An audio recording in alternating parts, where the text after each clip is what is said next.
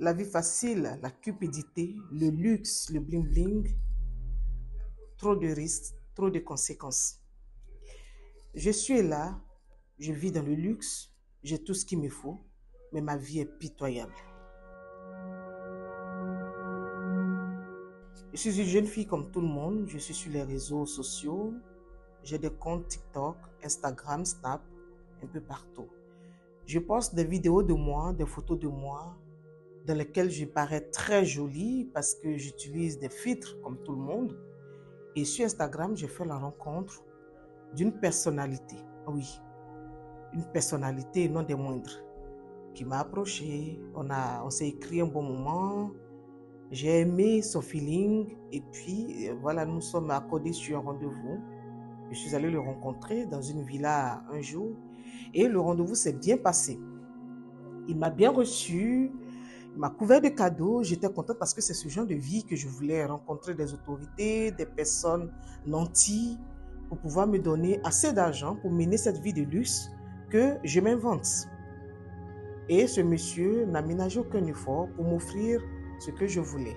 Après le premier rendez-vous, j'étais épatée, j'étais vraiment emballée parce que j'en suis sortie les mains remplies. On a continué à se voir, à s'écrire. J'étais fière parce que moi aussi, désormais, je compte parmi celles qui ont des contacts, des autorités, des grandes personnalités.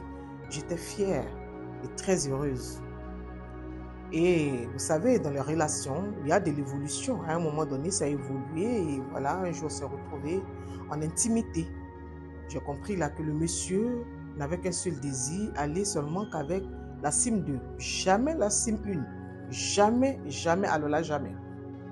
Une année de relation, c'était toujours la cime 2. Moi, je n'avais jamais pratiqué cela et donc au départ, c'était très difficile et très douloureux. Mais après, je me suis habituée. Mais j'avoue que je n'aimais pas trop parce que quelle est cette relation où jamais on utilise la voie conventionnelle? Il faut toujours des voies détournées. Pourquoi? Et en plus, il aimait que je fasse vent dans sa figure. C'est-à-dire chaque fois, il me faisait manger des choses et puis après, quand il avait envie de faire le vent, il courait, se mettait juste sous voilà, mon orifice anal pour que je puisse faire vent dans sa figure. Pas les selles, mais juste le vent. Mais je ne comprenais pas. C'était quoi ce fantasme? Il me disait qu'il aimait bien cette odeur. Je ne savais pas à quoi ça répondait. J'avoue que je me posais des questions. Je me suis dit non, c'est trop mystérieux. Mais j'étais emballée dans le luxe. Tata Moé, si tu vois ma voiture, l'appartement dans lequel je vis, tu seras fier. J'ai tout. J'ai commencé à voyager aussi, faire des snaps voilà, en business class et poster. Vraiment, j'étais contente parce que y avait débloqué un autre level. Mes abonnés étaient fiers, il y avait plus d'abonnés, tout allait bien. Je vivais dans le luxe. C'est vrai qu'au fond, je souffrais un peu parce que bon, la sim 2 avait commencé à me faire très mal, mais bon, on avait toujours des médicaments, il me ramenait toujours des médicaments et puis bon, ça me soulageait. Un jour, nous avons effectué un voyage, un petit déplacement pour un week-end, lui et moi, et ce n'était pas le même endroit où on avait l'habitude de partir. Donc c'était une nouvelle villa qu'on avait louée pour l'occasion. Et cette nuit-là, en plein débat, qu'est-ce qui va se passer dans ta mouille? Il y avait un miroir dans la chambre, un grand miroir. Moi, généralement, je n'aime pas les miroirs dans la chambre et je lui avais signifié ça depuis le départ. Mais ce jour-là, quand on a vu le miroir, je lui ai dit, ah, mais moi, je n'aime pas le miroir et tout. On n'avait rien pour fermer le miroir. Il a dit, non, c'est pas grave, laisse tomber et tout ça. Donc, je ne sais pas si c'est Dieu même qui voulait que je voie des choses ce jour. Je ne sais vraiment pas. Et en plein débat, tard dans la nuit, c'est-à-dire on avait fini la première partie, on s'est endormi, après on a repris. À un moment donné, le monsieur, tu sais, c'est la cime 2. J'avais donné d'eau et puis j'avais levé un peu la tête. Le miroir me faisait face. Tata Moui, qu'est-ce que je vois? Un grand monstre. C'est-à-dire que l'animal, je ne peux pas te le décrire. Un monstre effroyable. J'ai poussé un cri de détresse qui a fait que lui-même, il a paniqué. Un grand cri parce que je ne sais pas, j'ai eu tellement peur. Il s'est empressé de se retirer, de me dire, mais il y a quoi, qu'est-ce que tu as, qu'est-ce que tu as? Et je me suis retenue, quand je l'ai regardé, c'était lui. C'était l'individu, ce n'était pas l'animal. Et je regarde à nouveau le miroir, je ne vois plus rien, je le vois lui-même maintenant. Aïe. Donc vraiment, je me suis dit, bon, peut-être mon imagination, peut-être que j'hallucinais, je ne sais pas. Mais je ne lui ai pas dit ce que j'ai vu de peur qu'il ils prennent mal ou quoi que ce soit. Donc, on a fini le week-end, on est rentré. Et à partir de ce jour-là, j'ai commencé à me sentir vraiment mal. Tous les médicaments qui me ramenaient ne me soulageaient plus. J'ai demandé à aller à l'hôpital. Je suis allée dans une clinique. Le médecin qui m'a ausculté, il a vraiment vu qu'il y avait des anomalies et tout, et que je développerais un début de cancer du rectum. Ah, c'est quoi ça encore? Donc, on a commencé les traitements. On m'a même fait partir du pays pour faire quelques traitements et tout. Et puis, bon, je suis revenue. À un moment, tout s'est stabilisé, ça commençait à aller, puis on a repris. La deuxième fois, quand on a repris, il y a eu un week-end encore, on est sorti de la ville. Parce que généralement, les week-ends, on aimait bien les passer dans des zones balnéaires et tout. On arrive, la même scène d'Atamoui, dans un miroir. Cette fois-ci, c'est un petit miroir. Le miroir n'était pas aussi grand que la première fois. Un tout petit miroir. La même scène, au moment où le monsieur était vraiment lancé, toujours dans la même cime de.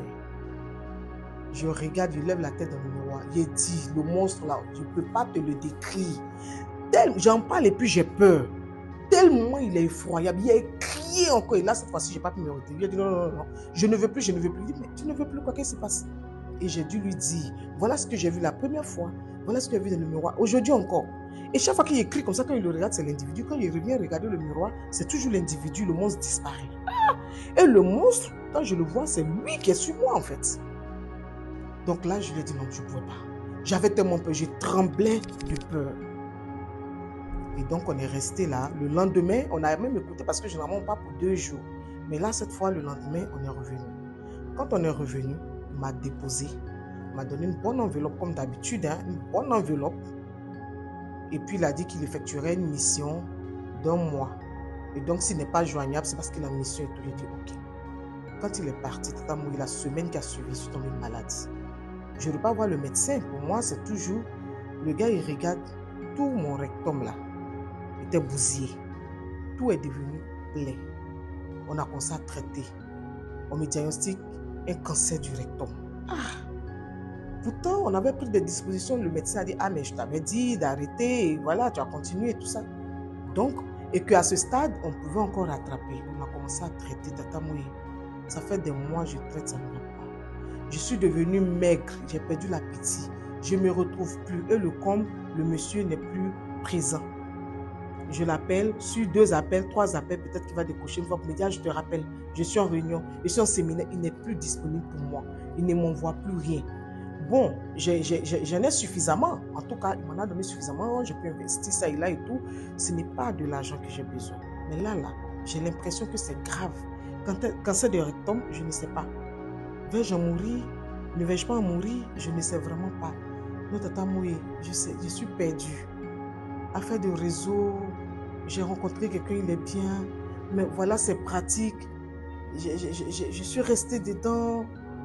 Aujourd'hui, là, je suis en train de mourir. Je ne peux même plus sortir de chez moi parce que ma cime 2 ne fait que couler. Quand je mets une couche en quelques minutes, c'est mouillé. Ça ne fait que couler. Si ça coule aujourd'hui, c'est l'eau qui coule demain. Quand ça coule le matin, l'eau coule le soir. Je ne sais pas. Aide-moi s'il te plaît. Je ne peux même plus m'afficher sur les réseaux parce que j'ai beaucoup maigri. J'ai beaucoup maigri et je suis devenue trop pâle. Aide-moi, Tata Moué. Chers talkers, voici l'histoire de notre sœur.